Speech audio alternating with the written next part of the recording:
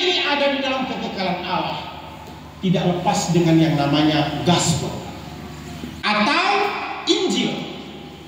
Yesus menjadi manusia karena Injil. Yesus hidup karena Injil.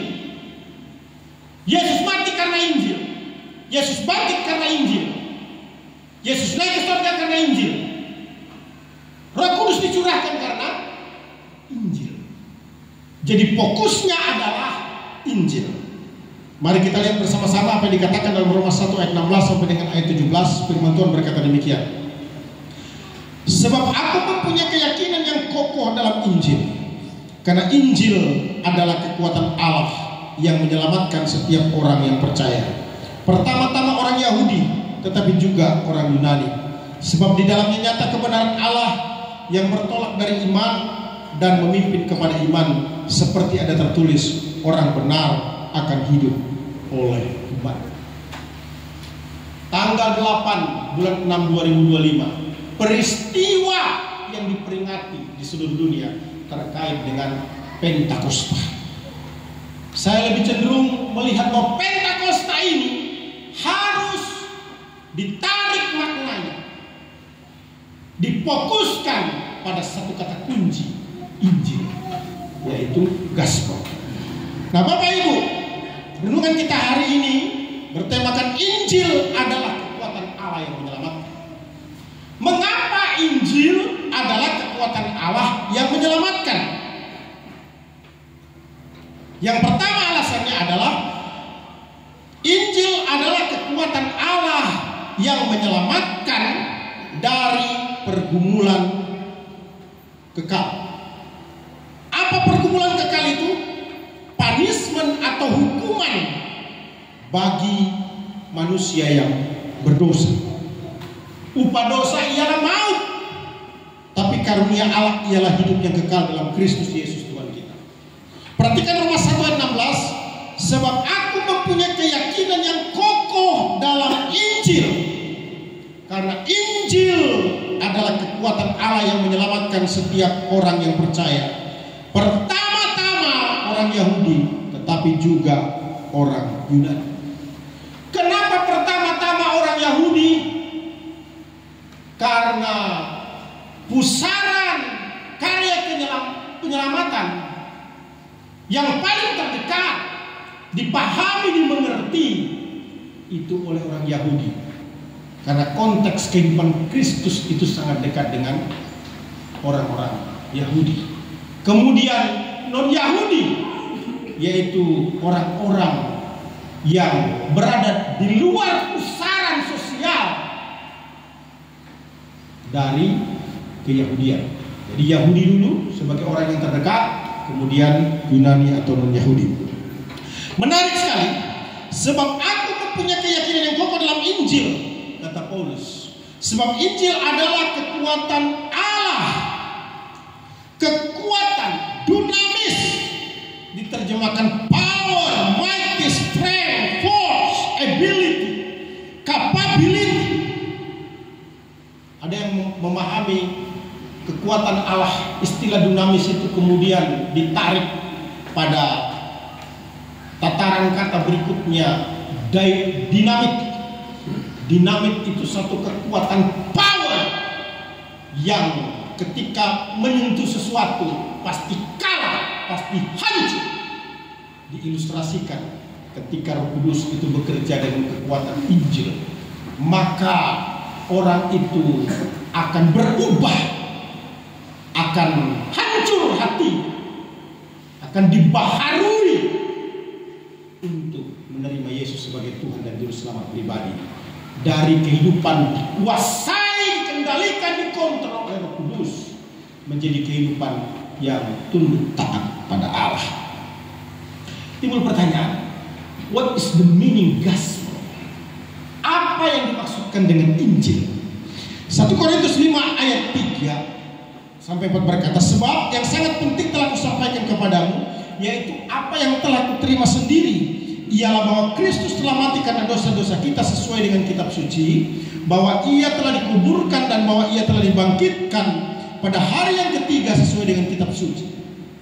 Jadi Injil itu adalah Berita tentang Yesus mati, Yesus bangkit, Yesus mati untuk memberikan pengampunan dosa bagi yang menerima, Yesus bangkit untuk memberikan kepastian hidup kekal bagi yang menerima.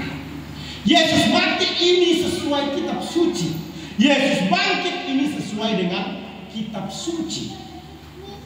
Jadi matinya Yesus itu tidak tiba-tiba, bangkitnya Yesus itu tidak tiba-tiba, tetapi semua terjadi berdasarkan penggenapan kitab suci. Bapak Ibu yang diberkati Tuhan Yesus Kristus, jadi gospel atau Injil itu adalah Yesus yang kita beritakan. Yesus yang mati, Yesus yang bangkit. Ini menarik. Injil adalah kekuatan Allah yang menyelamatkan. Yang pertama adalah menyelamatkan dari hukuman kekal. GMP adalah gereja Injil yang sangat menekankan born again, lahir baru, terima Yesus secara pribadi. Ini bukan gereja Protestan yang menjadi tempat suku-suku tertentu bergabung, kemudian menjadi satu komunitas, membawa gaya-gaya dari kampungnya atau daerahnya, kemudian berkumpul untuk senang-senang. Bukan itu. Kita boleh ada di tempat ini. Bisa dikatakan 99,9% jemaatnya adalah orang Toraja. Tetapi di Gempu ini kita mengalami kelahiran baru. Di Gempu ini kita menerima Yesus sebagai Tuhan dan Juru Selamat pribadi.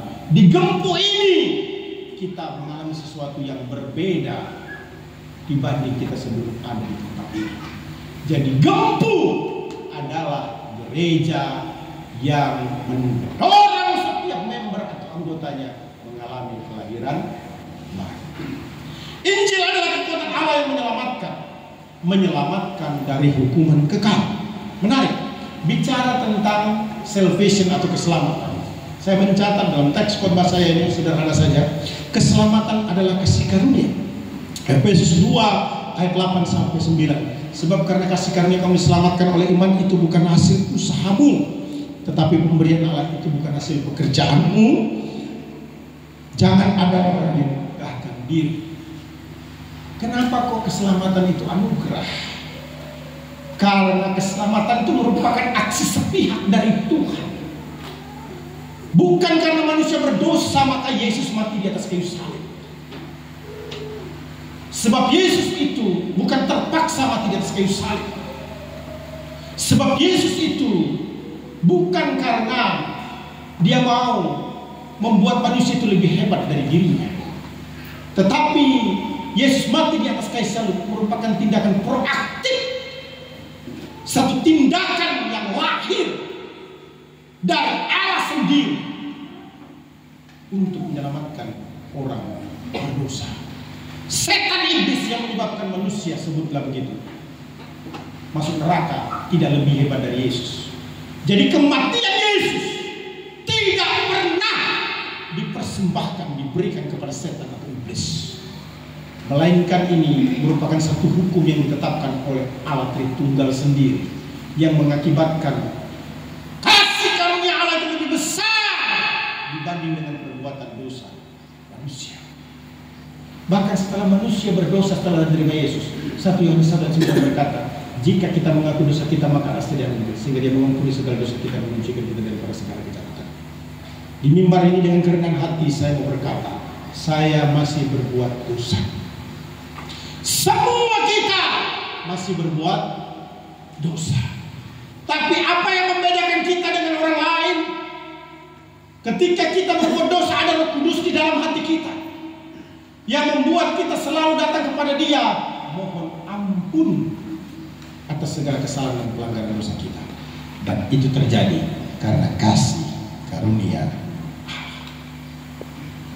Kasih karunia Allah berbicara tentang satu pemberian yang tidak layak untuk diterima, tapi diterima oleh manusia. Manusia semestinya masuk neraka. Kalau Yesus mati, itu merupakan anugerah terbesar setiap orang hanya perlu menerima Yesus sebagai Tuhan dan Juru Selamat pribadi. Kemudian jika dia mendapatkan kesempatan untuk hidup mengikuti rencana Allah. Keselamatan bersifat absolut. Jadi keselamatan bukan hanya kasih karunia Allah, tetapi keselamatan juga bersifat absolut. Artinya mutlak, harga mati. Bukan maybe, bukan mungkin, bukan kira-kira, bukan bagaimana nanti, tapi keselamatan absolut. Roma 8 ayat 8 sampai dengan ayat 9 sampai dengan 10 berkata, jika kamu mengaku dengan mulutmu bahwa Yesus adalah Tuhan dan percaya dalam hatimu bahwa Allah telah membangkitkan dia dari antara orang mati, maka kamu akan diselamatkan. Karena dengan hati orang percaya dan dibenarkan, dan dengan mulut mengaku orang akan diselamatkan. Sedikit saya mau jelaskan. Yang dimaksudkan dengan akan diselamatkan itu sotesi. Dalam naskah Yunani merupakan kata kerja indikatif future passive. Artinya bahwa keselamatan itu adalah pasti. Bahwa keselamatan itu tidak bisa tidak. Indikatif dalam konteks tata bahasa Yunani adalah satu peristiwa yang tidak bisa tidak. Jadi akan diselamatkan ini artinya pasti diselamatkan. Indikatif future, pasti akan diselamatkan, akan pasti. Makanya disebut absolut. Saya tidak akan mengirim Yesus sebagai Tuhan dan Juru Selamat pribadi kalau tidak ada kepastian. Karena buat saya menjadi percaya Yesus harganya terlalu mahal. Baik untuk keluarga saya, baik untuk diri saya, maupun juga perjalanan hidup yang panjang yang tidak perlu saya jelaskan di mimbar ini, karena ini bukan tempatnya. Tapi saya mau katakan kepada Bapak Ibu, harus jemaat Gempu yakin 100%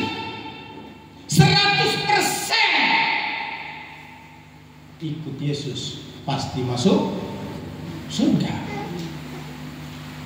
Itu yang disebut dengan absolut. Perhatikan gramatika bahasa Yunani.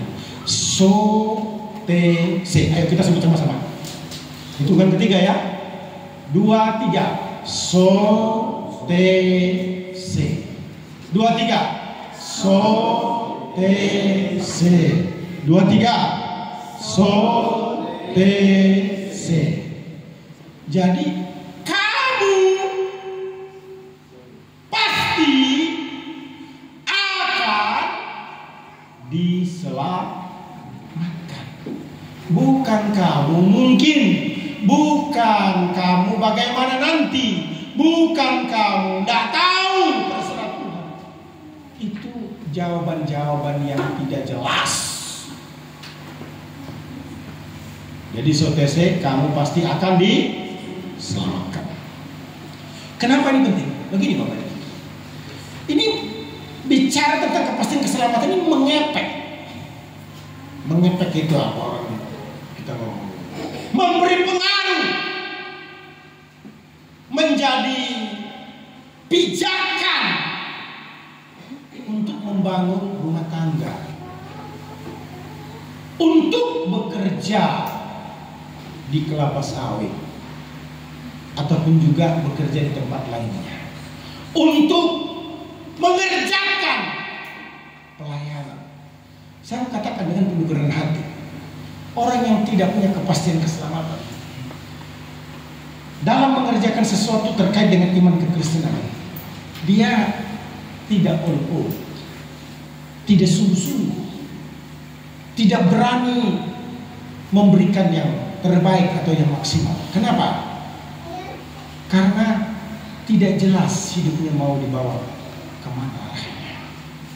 Tapi ketika jemaat, ketika majelis, ketika hamba Tuhan yakin pasti akan diselamatkan, itu artinya dia punya kekuatan.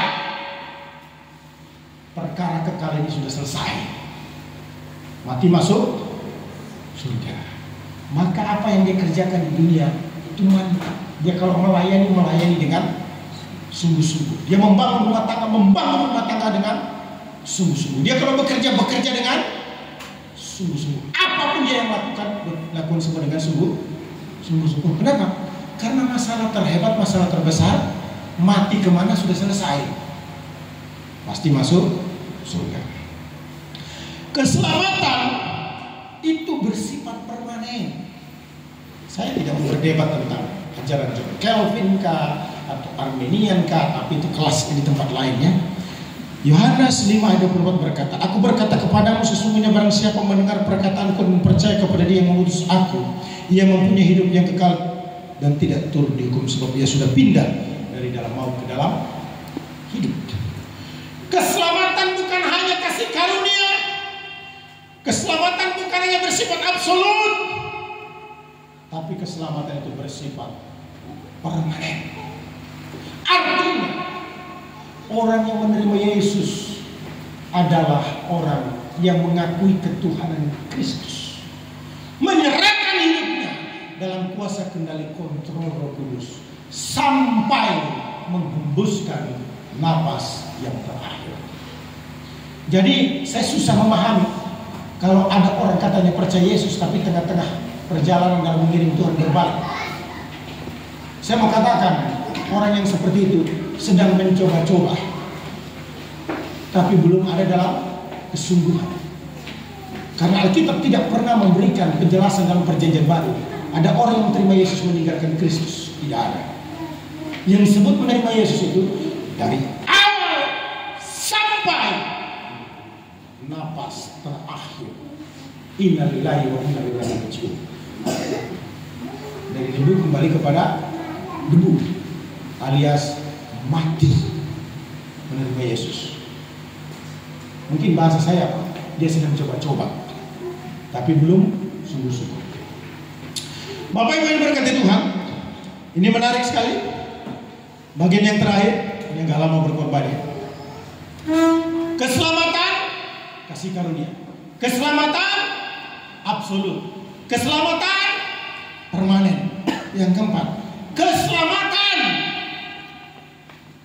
harus disaksikan. Semua kita ini masuk neraka kalau tidak ada yang memberitakan bahwa Yesus juru selamat. Walaupun kita lahir dari keluarga toraja yang dapat dikatakan rata-rata orang Kristen, mana ada orang toraja yang tidak pernah dengar Yesus? Cuma pertanyaannya, menjadi Kristen tidak cukup untuk masuk surga. Harus terima Yesus sebagai Tuhan dan Juru Selamat pribadi. Itu sebabnya penginjilan digalakkan. Itu sebabnya penginjilan dilakukan. Itu sebabnya Pak Gembala membuka pelayanan di Mamasa. Apakah Mamasa tidak banyak orang torajanya? Di Mamasa banyak orang torajanya, tapi lahir baru itu yang menjadi masalah. Alkitab berkata dalam 1 Korintus 9 ayat 16, karena jika aku memberitakan Injil, aku tidak mempunyai alasan untuk memegahkan diri, sebab itu adalah keharusan bagiku. Celakalah aku jika tidak memberitakan Injil. Jadi celaka, bahaya. Jemaat gembu yang sudah terima Yesus, yang tidak berani bicara tentang keselamatan kepada orang lain, celaka. Celaka artinya tidak tahu diri. Kenapa tidak tahu diri? Karena sudah dapat surga tapi tidak membagikan surga kepada orang lain. Disebut celaka karena apa? Karena orang yang tidak terima Yesus tidak akan mendapatkan hidup yang kekal. Jadi kita yang duduk di sini, ya, walaupun belum AC, masih ACC, angin cepoi-cepoi, gitu ya. Jangan lupa, senang-senang di dalam gereja. Masih banyak itu keluarga kita. Mau di Toraja atau di Mamasa yang belum lahir baru. Bagaimana caranya saudara-saudara? Kalau Tuhan izinkan, gempu harus diperbanyak di Mamasa. Amin. Haleluya. Pertanyaannya, apa yang kamu mau lakukan? Apa yang kamu mau kerjakan? minimal mendoakan. Yang kedua, minimal kasih tahu nomor handphonenya ke Pak Gembala, supaya waktu Pak Gembala ke Mamasa bisa dikunjungi dan dilayani. 3, kalau tergerak terbeban, dukunglah pembangunan gedung gereja di sana. 1, 2, 3, 4, 5. Saya mengingatkan kepada kita, kalau saya ngomong jangan marah ya. Kita kan keluarga. Keluarga yang demokrat itu adalah keluarga yang boleh berbicara, betul? Dengar saya. Tidak ada gereja kita sebenarnya di perusahaan ini. Kok bisa? Ini gerejanya perusahaan ini. Halo? Betul?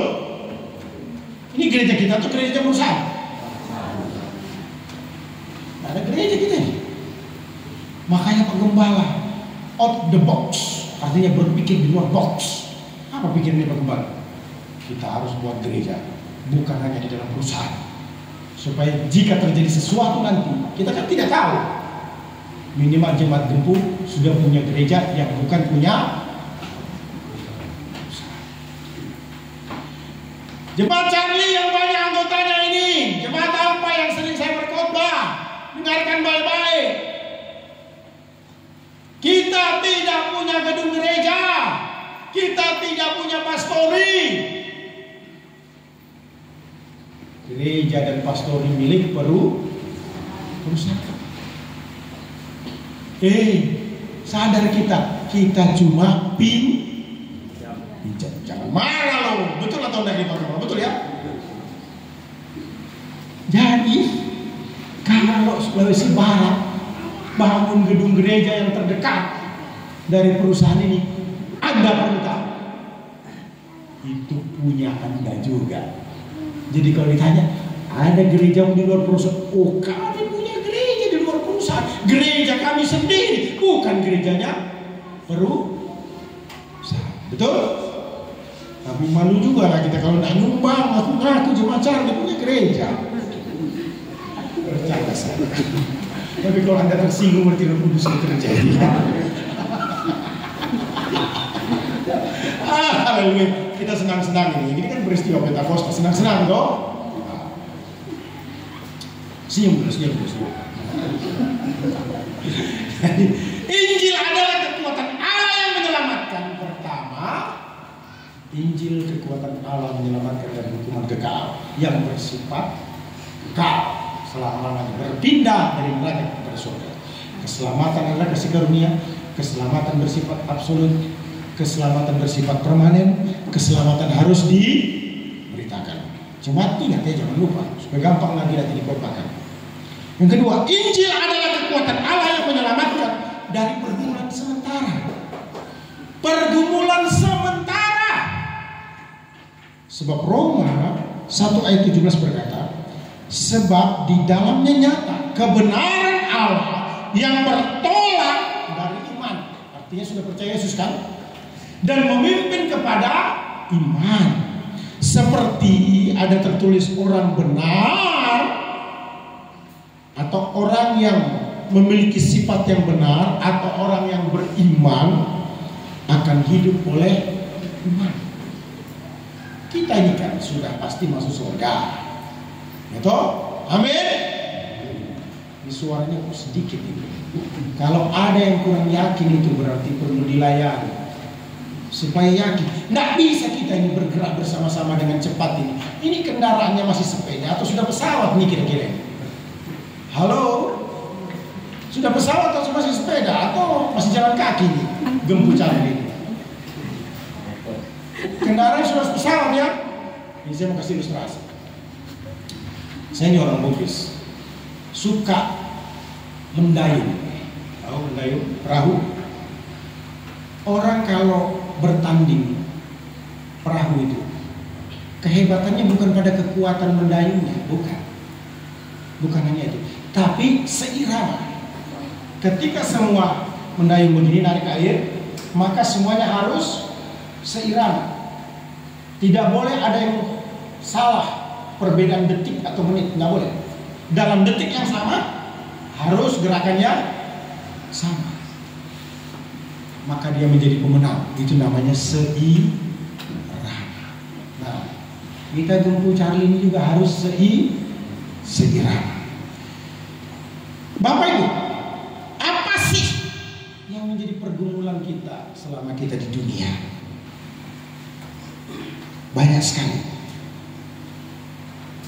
Pak, dia itu kalau bicara Alkitab luar biasa, tapi hidupnya tidak sesuai dengan firman Allah. Ini pergumulan hidup sementara ini.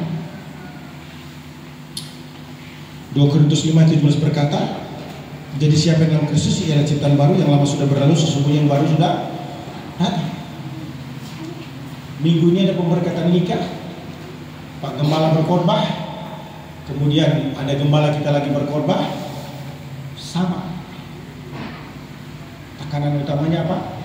Apa yang dipersatukan tidak boleh diceraikan. Pak, bagaimana yang sudah bercerai? Tuhan mengampuni dan jangan berbuat dosa lagi. Kok begitu? Bapak saya orang Bugis, istrinya banyak, tapi masih tergolong Bugis yang baik karena tidak poligami. Kenapa dia begitu? Dia bukan orang yang hebat.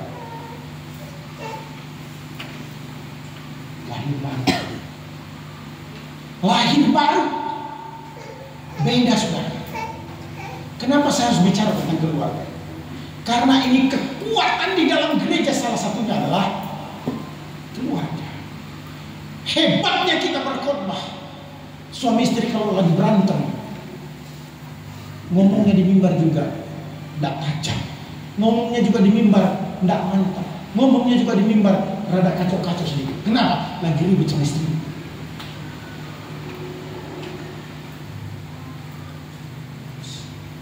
Saya mau sampaikan, suatu ketika saya sampai di Malaysia dan seorang teman sahabat saya berkata, Pastor, saya tertipu. Saya bilang, kenapa tertipu? Teman kita, sahabat kita ini, yang saya pikir tidak pernah ada masalah, ternyata dia seorang pastor. 15 tahun kami pelayanan, kami tidak tahu kalau dia divorce atau bercerai. Saya juga jadi kaget. Yang benar, iya, bercerai. Makanya dia sudah dipecat dari gereja. Saya bilang, saya sampai tidak pernah terpikir bagaimana 15 tahun melayani pekerjaan Tuhan. 10-15 tahun sebelum begitu, ya, 10-15 tahun bisa berkhotbah, bisa menggembalakan, bisa melayani, padahal bercerai dengan istri. Buat saya itu sesuatu yang tidak mungkin.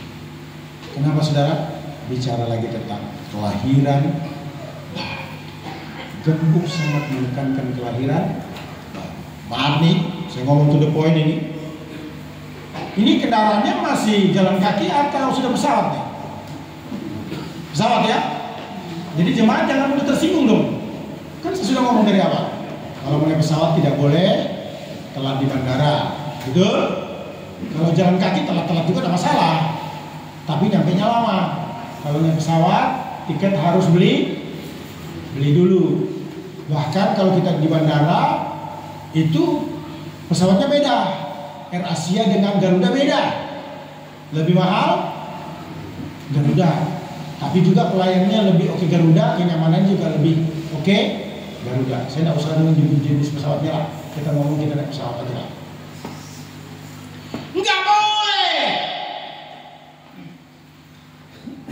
majelis Gempu merokok. Enggak boleh majelis Gempu suka minum balok. Kalau tersenyum berarti kita masih berkeluarga, toh? Kenapa kalau saya ngomong begini? Di Katiwin, di tempat saya tinggal, kasihan. Seorang suami berpisah dengan istrinya, mati bunuh diri. di sampingnya balok. Betul ini? Ini bukan cerita Mangkos. Baru dikubur beberapa hari. Jadi gara-gara dia minum balok, ya, nggak tahu bagaimana ceritanya, baloknya belum habis, masih di sampingnya baloknya, ya. Dia gantung diri. Sudah betul yang mau kita bilang. Hendaklah kamu penuh dengan roh, jangan mabuk oleh. Pak Pendeta, kalau sedikit-sedikit boleh? Tanya saja sama kepala, ya. Karena saya kan tidak menggembalakan Anda, tahu ya. Ini sholat, minum ini kita bergembala. Pak Pendeta, kalau kita tidak minum, tidak ada pertemanan, tidak ada persahabatan ini. Ya, segala sesuatu baik, tapi tidak segala sesuatu itu saya tidak bisa jawab, itu ya. Jawab nanti ditanya sama Pak Gembala saja, supaya kita berdamai bersama-sama. Lahir, baik. Amin. Tidak ada lagi cepat gempu, berkelahi, berantem. Kita ini orang Toraja, orang yang menjunjung tinggi etika. Kita ini orang Toraja tidak pernah masuk ke ribut-ribut. Saya mau berkata susah dicari preman orang Toraja. Betul? Cari di Jakarta, mana ada orang Toraja jadi preman? Betul kan? Pak, bagaimana itu sambo kita itu, Pak? Nah, itu lain ceritanya itu ya. Seperti yang satu lain ceritanya itu ya. Tapi kalau mau dibilang orang Toraja, orang Mamasa, pernah dengar orang Toraja, orang Mamasa jadi preman di Jakarta? Tidak ada, bukan suku kita itu. Kita ini orang Toraja, orang Mamasa, ya, kalem, ramah, sopan, santun. Jadi kalau ada jemaat gembu kedengaran sampai berkelahi, waduh, dipastikan itu belum lahir baru. Apalagi kalau berkelahi berantem didahului dengan balok, ditanya lagi siapa gembalanya? Pendeta Yusuf. Di mana menggembalakan? Cari. Tidak enak juga ya. Tapi ini cerita-cerita untuk kita saja. Ya, baik. Jadi manusia baru yang kedua, kita menang, diselamatkan dalam pergumulan sementara. Kita mengalami terobosan finansial. Matius 6 ayat 33 berkata, carilah dulu kerajaan Allah dan kebenarannya, maka semuanya itu akan ditambahkan kepadamu. Walaupun kita masuk surga, tapi kita pasti menjejakkan kaki di bumi. Betul? Amin.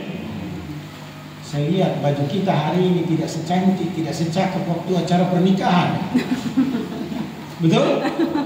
Saya lihat ini ada beberapa ibu-ibu, bapak-bapak lebih ganteng kemarin dibanding hari ini, karena bajunya sama celananya beda. Apa maksudnya itu? Itu bicara tentang kehidupan di bumi. Kita masih butuh makan, kita masih butuh minum, kita masih butuh tempat tinggal, kita masih butuh kendaraan, kita masih butuh menyekolahkan anak-anak kita. Kita bermimpi bahwa jemaat di tempat ini akan menjadi orang-orang yang diberkati. Bapak Ibu, semua kita sedang bergumul keuangan. Tapi ini menarik dalam perjalanan iman. Ketika kekurangan itu ada, kita mulai berdoa, Tuhan berkati saya. Amin. Ketika kekurangan itu datang, kita berdoa, Tuhan beri kekuatan saya untuk mencari. Coba kita menghitung berkat-berkat Tuhan. Jangan hanya selalu berpikir habis. Kurang. Tapi kita jarang berpikir banyaknya berkat Tuhan yang Tuhan kasih sama aku. Manusia itu jangan selalu melihat ke atas, saudara.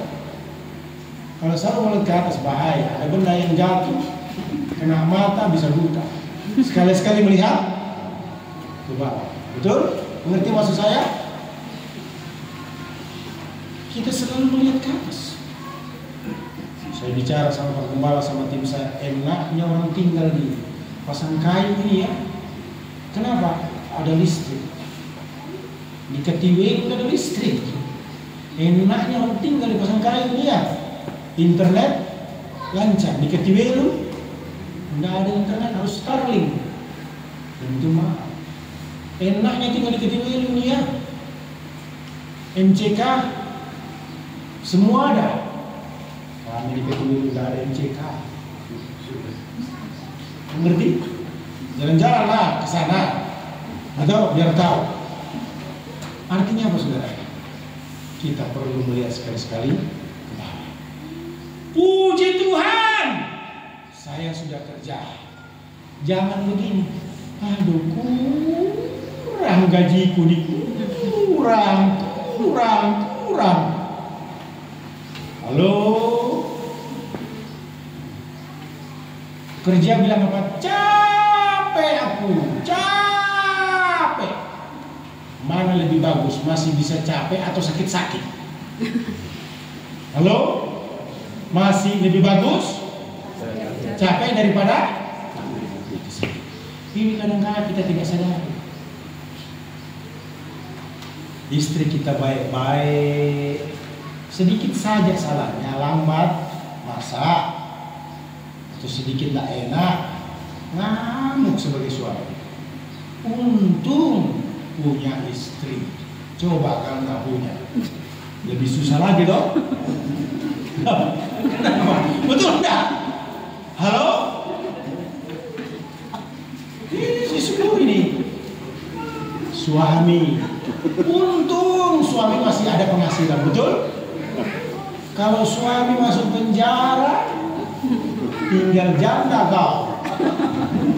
Walaupun masih ada suamimu, lebih susah dah. Lebih susah. Alkitab berkata kita diberkati.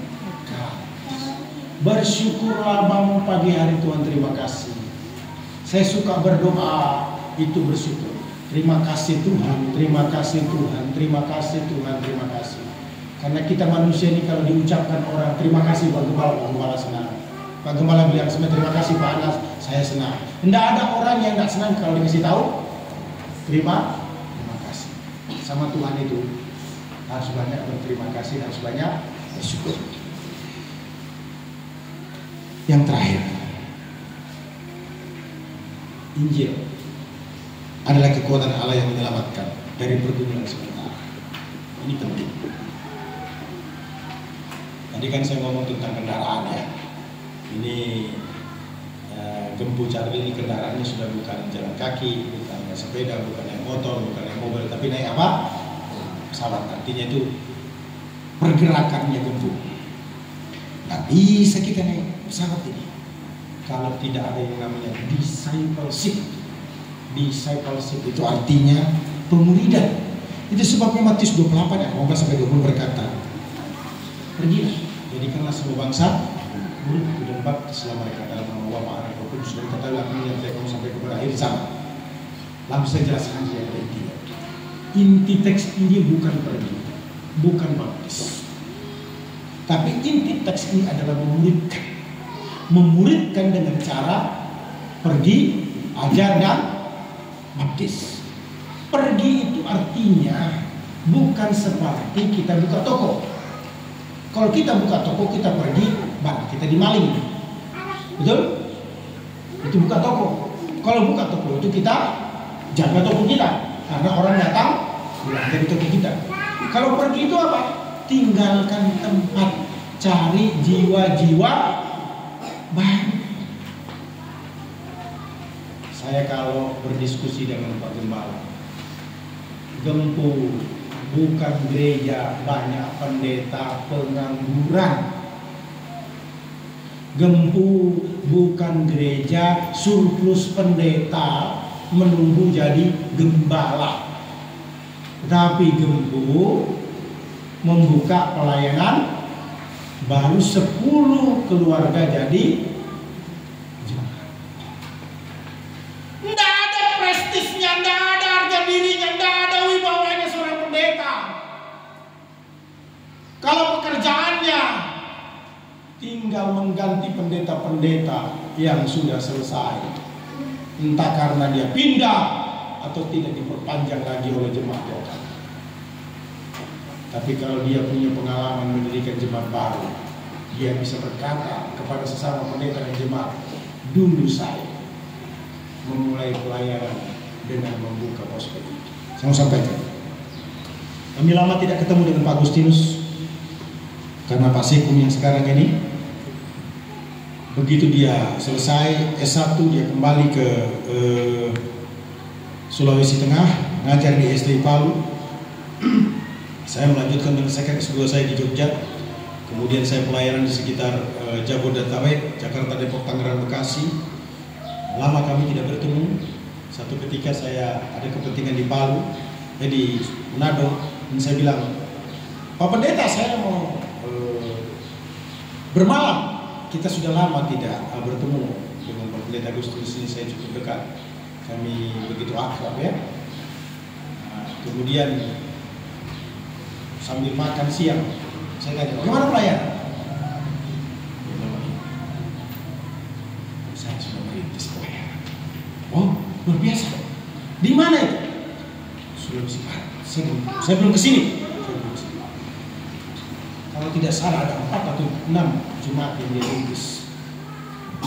Dan saya berkata kepada beliau, layak untuk menggembalakan di Gempu Iktus Manado, salah satu gereja terbesar Gempu di Sulawesi.